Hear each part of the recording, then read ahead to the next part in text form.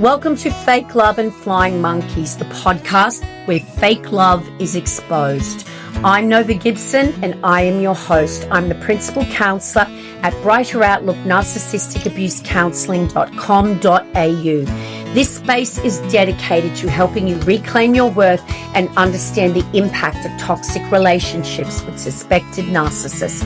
You deserve clarity, healing, and freedom from the pain of fake love and flying monkeys.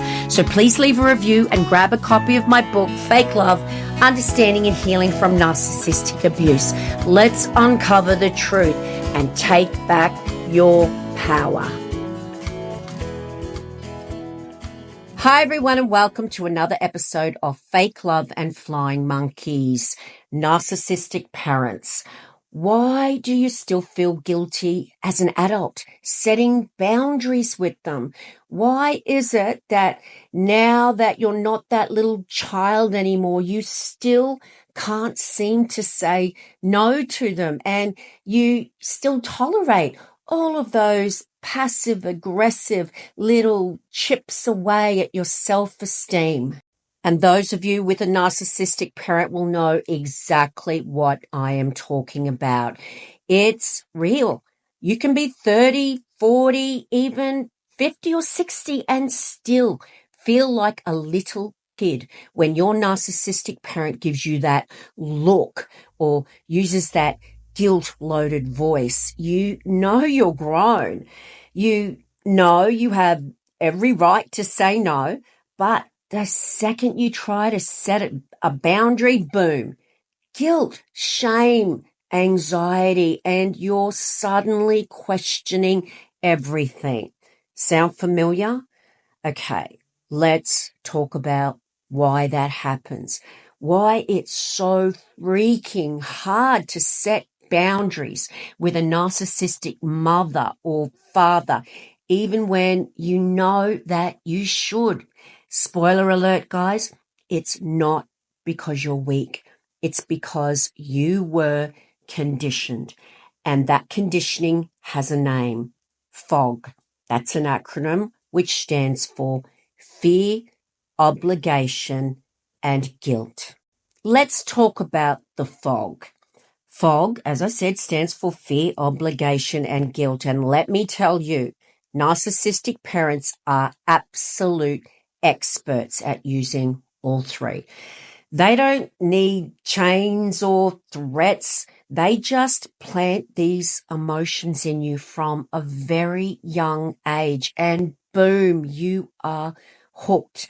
You have this fear of upsetting them. You feel like you owe them. There's a massive sense of obligation, and you feel guilty if you try and put yourself first or have any needs of your own for that matter. It's subtle, it's sneaky, and it's insidious over the course of your lifetime, and it is so effective. And guys, this stuff starts way, way back.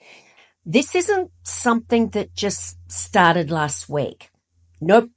This has probably been happening since you were little, maybe even before you had the words to understand it.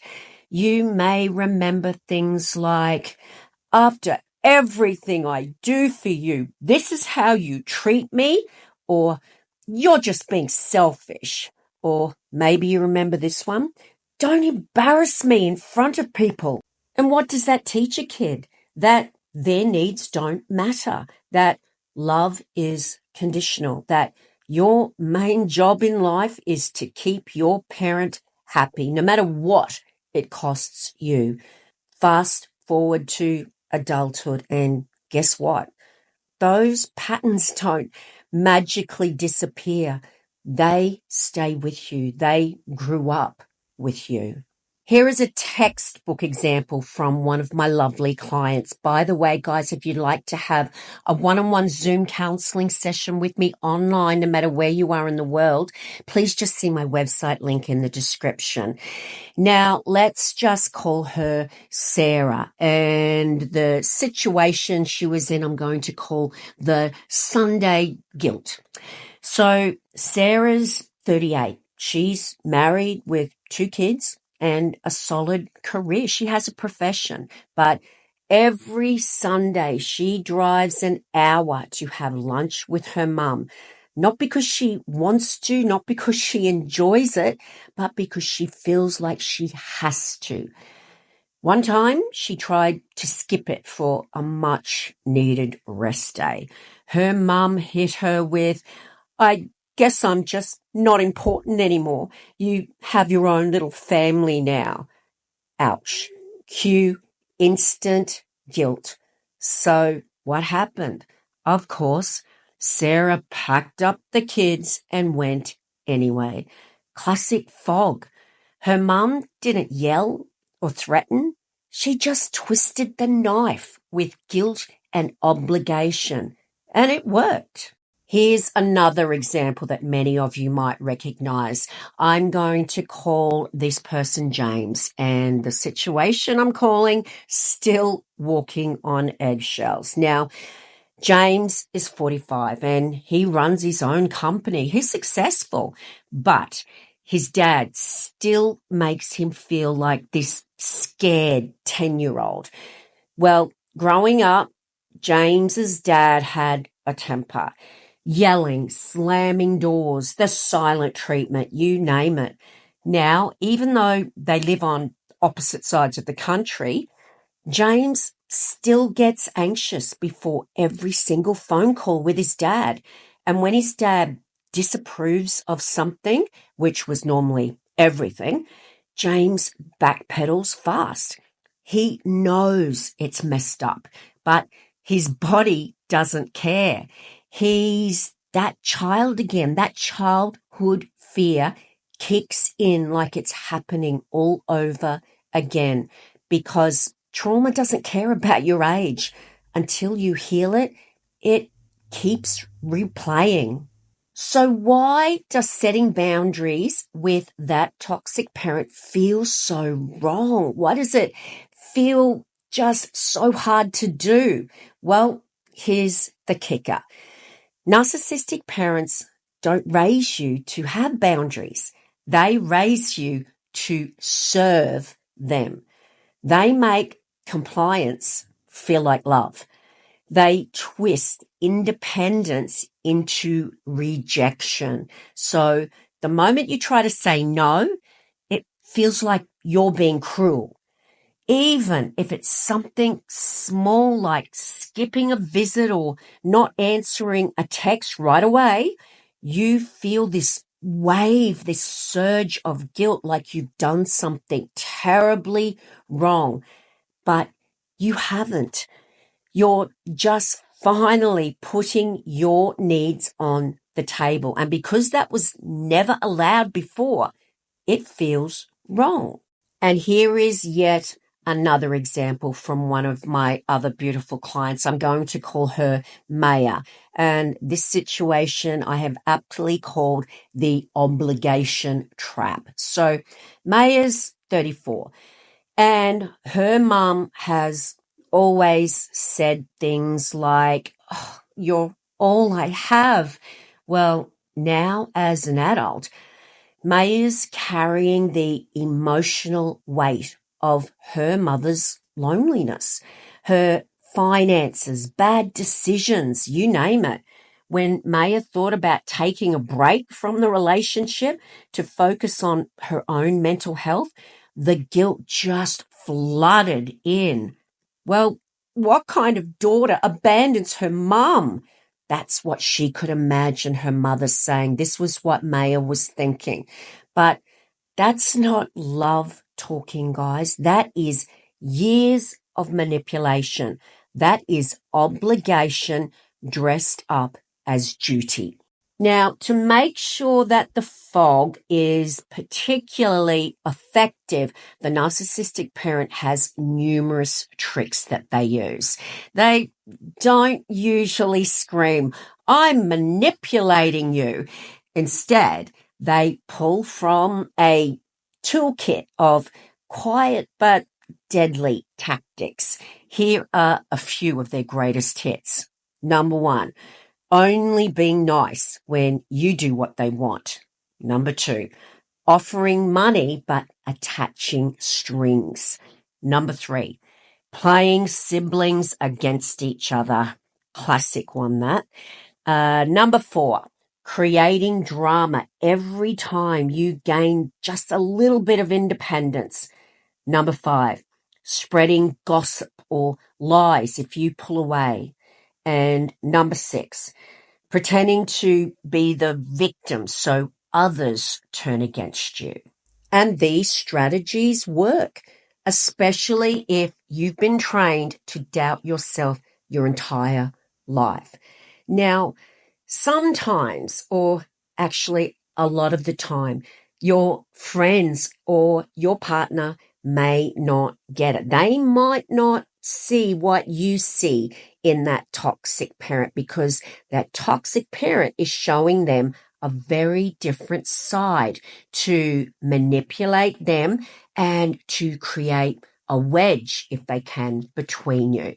So let's look at why your friends or your partner mightn't get it. Okay, let's be honest about it. Narcissistic parents are great at looking normal to everyone else. They save the really toxic stuff for behind closed doors. So when you try to explain what's happening, you might get from those people, oh, but they seem so nice, or I'm sure they mean well, or the old classic little chestnut, you only get one mum or dad. Really helpful, right?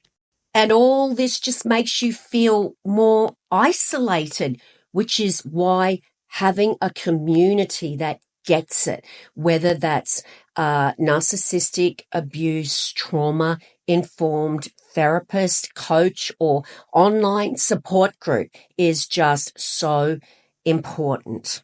Okay, let's take a look at how you start to break free from the fog. Here's the truth, guys. Breaking free from that fog does not mean you have to cut off all contact tomorrow, unless that's what you want to do, and you are allowed to if that is what's best for you. It means starting to make choices that are based on you, not on fear or guilt. Let's have a look at some baby steps that really work. Number 1, call it what it is. Once you name it, oh, this is obligation talking, not love, you can start to take its power away. Number 2, check your inner dialogue. Catch those thoughts before they really get out of control with, if I don't go, she'll be upset, or I can't say no, it's her birthday. Ask yourself, who taught me these things? Are they true, or are they programming? Number 3, try tiny boundaries first. Don't go full no contact unless you're ready. Start with smaller stuff, texting less, saying no to a visit, not explaining your decisions. Number 4, expect the guilt. It's going to be automatic for a while, guys, but don't obey it. You'll feel guilty. That doesn't mean you did something wrong. Guilt is just the price of healing from the conditioning, but it gets easier with time. Number 5, talk to someone who gets it. Find a therapist, as I said earlier, or support system that understands narcissistic abuse. It's a total game changer when you are able to talk to someone who gets it and can even say, me too. Number 6, reparent yourself. Start showing up for your own needs. Validate your feelings. Give yourself the love and the boundaries that you never got when you were growing up. Always remember, guys, you are allowed to set boundaries. You are allowed to choose yourself, even if your parent doesn't like it. You are allowed to say no without guilt. You are allowed to skip a holiday without explaining. You're allowed to not answer the phone. You are allowed to spend your time how you want. And you are allowed to walk away from people who drain the you-know-what out of you. That doesn't make you selfish. That makes you free. And that brings us to the end of another Fake Love and Flying Monkeys episode. Yes, the old fog, fear, obligation, and guilt. It gets just harder over time if you don't get support, because the narcissistic parent never stops trying to drain you, and their supplies start to dry up, so they fall back heavily on you.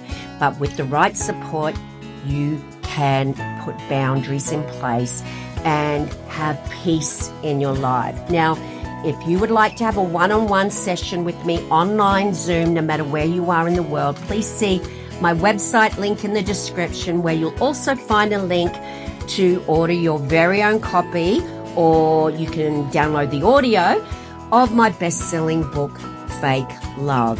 And if you'd like to support the channel, guys, every little bit helps. Please leave a rating and a review. Share wherever you can. And if you would like to do a little bit more, there is a link there where you can please buy me a cup of coffee. On that note, guys, it's bye from me for now. Until tomorrow's episode, remember, you are worthy of love, and you are worthy of so much more than a lifetime of fake love and flying monkeys.